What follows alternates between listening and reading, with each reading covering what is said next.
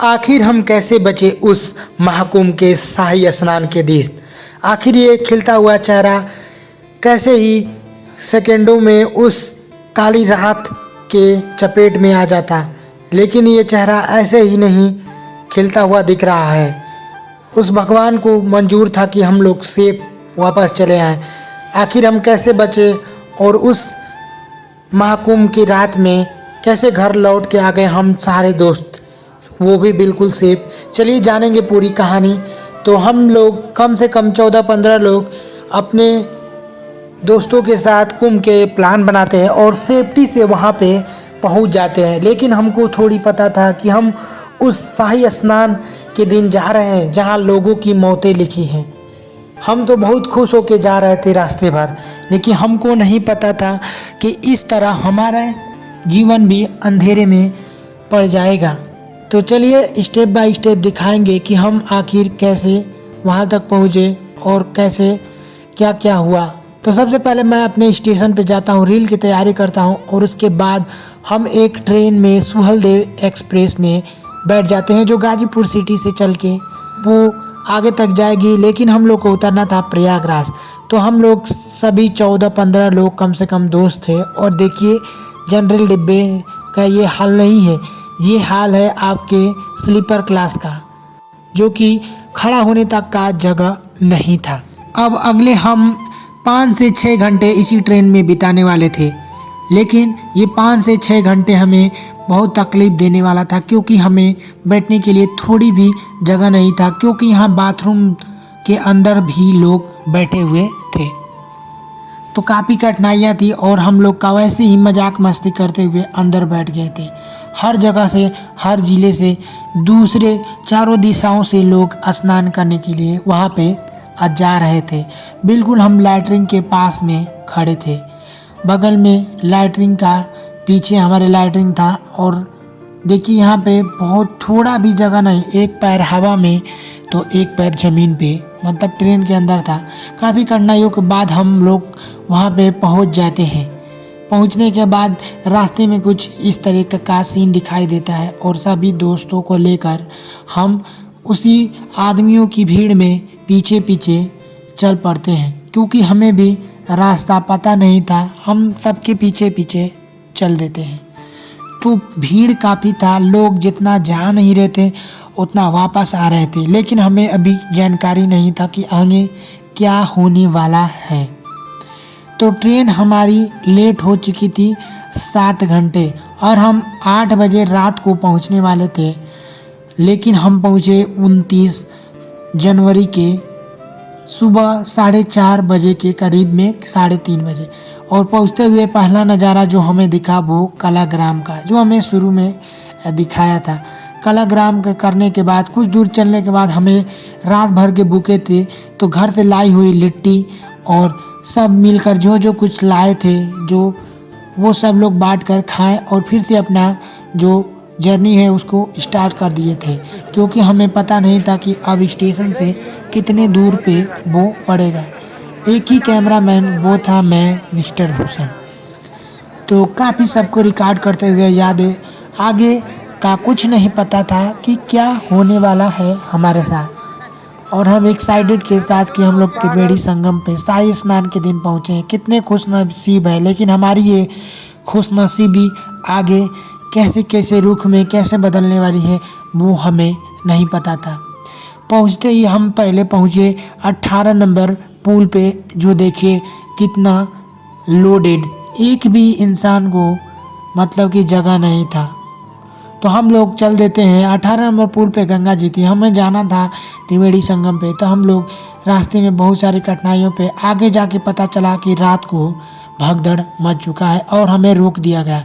लेकिन हम हार नहीं माने और बोले कि कैसे भी करके हम जाएंगे। तो डरवारी फांग कर चोरी से हम लोग घुस गए नागवासुकी के रास्ते से, जहाँ पर जो हमें लाखों रुद्राक्ष से शिवलिंग बनाया गया था, उसी गेट से जिसका नाम था नागवासुकी मंदिर, वहाँ पे हम लोग पहुँचे। अब नागवासुकी गेट से जो हमारे त्रिवेणी संगम के लिए रास्ता था, वहीं मेन से हमें रोका जा रहा था। तो हम लोग यहाँ दर्शन करने के बाद रोका जाए कितना भी, लेकिन मन में ठान लिए थे कि जाना ही है। तो हम उस मंदिर के पीछे के डरवारी से कूदकर अंदर चले गए और देखिए सामने हमारा त्रिवेणी संगम पुल दिखाई दे रहा था। उस पार था त्रिवेणी संगम और इधर काफ़ी भीड़ था, क्योंकि कल का भगदड़ रात को मच चुका था। लाखों लोग अपना जान गंवा चुके थे, इसलिए रोक दिया गया। तो हम लोग का मन वो हो गया, लेकिन हमें संतुष्टि इस बात की थी कि बहुत सारे लोग सिर्फ उधर ही नहा लिए थे और हम लोग ने हिम्मत नहीं हारी और संगम के पानी में आकर स्नान किया। और स्नान करने से सबसे पहले देखिए हमने हमारे सारे दोस्तों कपड़ा वपड़ा निकाल कर अंदर चले गए। मैं भी जाने का मन नहीं था, क्योंकि मुझे संगम त्रिवेणी संगम पे जाना था, लेकिन हमें फिर समझ में आया कि भगवान जो करता है अच्छा ही करता है। ये कहानी मैं आगे बताऊंगा कि क्या भगवान अच्छा किया क्या बुरा। तो चलिए पहले एंजॉय करते। देखिए काफ़ी सारे लोग यहाँ पे स्नान कर रहे थे, तो हम भी अपना जो पारा पारी कोई सामान देख रहा था, क्योंकि सारे बैग भी चोरी हो जाता, इसलिए कोई लोग नहा के जा रहे थे, चार लोग वापस आ रहे थे। तो ऐसे करके हम लोग नहा रहे थे और मैंने अपना फ़ोन ले लिया। सब फ़ोन पाने के लिए डर रहे थे, लेकिन मुझे तो वीडियो बनाना था, इसलिए हम फ़ोन ले लिए। चलिए दिखाते आगे मैंने क्या क्या किया। रील बनाया बहुत सारे, क्योंकि यादें जुटाना बहुत ज़रूरी होता है इतने कष्ट के बाद। तो देखिए कैसे डुबकी लगा रहे हैं दोस्त। उसके बाद मेरी बारी आई तो मैंने तो पूरा रील ही बना दिया और देखिए क्या ही खतरनाक रील, मस्त एकदम रील बनाया। और यहाँ पे दूसरा रील था दो, मेरा घर से स्टेशन से एक ही बार पानी में, और ये सारे मेरे पीछे दोस्त रहे। और ऐसा रील बनाने के बाद हमने काफ़ी सारी वीडियोस अपना बनाया। और कुंभ के जो ज़रूरी नहीं कि हम त्रिवेणी मेन छोर पे ना आए, वहाँ भी वही पानी है। यहाँ जो बहकर आ रहा है पानी वही है, क्योंकि पानी स्थिर थोड़ी रहेगा, पानी बहकर ही आएगा, इसीलिए हमें देर तक समझ में आया। हमने काफ़ी एंजॉय किया। उसके बाद देखिए मेरा वीडियो, मुझे तो मन ही हार चुका था कि ये क्या हो गया, मेन जगह जाने नहीं दिया, लेकिन जो होता है वो अच्छे के लिए होता है। फिर से हमने सबके साथ एक बार और डुबकी लगाई और हम वहाँ से बाहर निकलने की तरफ चल देते हैं। उसके बाद हम कपड़ा वपड़ा चेंज होके रेडी हो जाते हैं और इस कपड़े पे भी मैंने जो रील एडिट किया था वो रील शूट किया। उसके बाद हम अपना बैग वैग लेकर वहाँ से निकल जाते हैं और जाते समय का भीड़ आप देख सकते हैं। लोग लग रहा है कि अपना घर द्वार छोड़ के जा रहे थे, लेकिन रास्ते में हमें दिखा वो काला दिन, वो काली रात, जिसके लाखों जिंदगियों को कुचल दिया इन पैरों ने। तो लाखों लोगों के मैंने जब देखा कि ये इतने सारे चप्पल, इतने सारे कपड़े कौन छोड़ के, कौन फेंक के जा रहा है, मुझे अभी इतना लगा नहीं था। जब घर आके वापस देखा तो पता चला कि भगदड़ में इतने लोग मारे गए। तब मुझे पता चला कि इसलिए ही वहाँ पर इतने चप्पल, इतने कपड़े, इतने टोपी, स्वेटर, सारी चीज़ें ज़मीन पर गिरी हुई थी। तो दोस्तों अब आते हैं वो कहानी पर कि हम कैसे बच गए।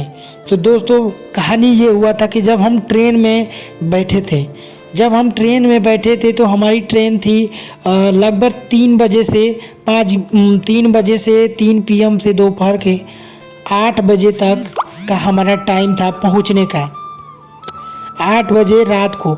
लेकिन हमारी ट्रेन लेट हुई और करीब 5 से 6 घंटे लेट होने के बाद हमारी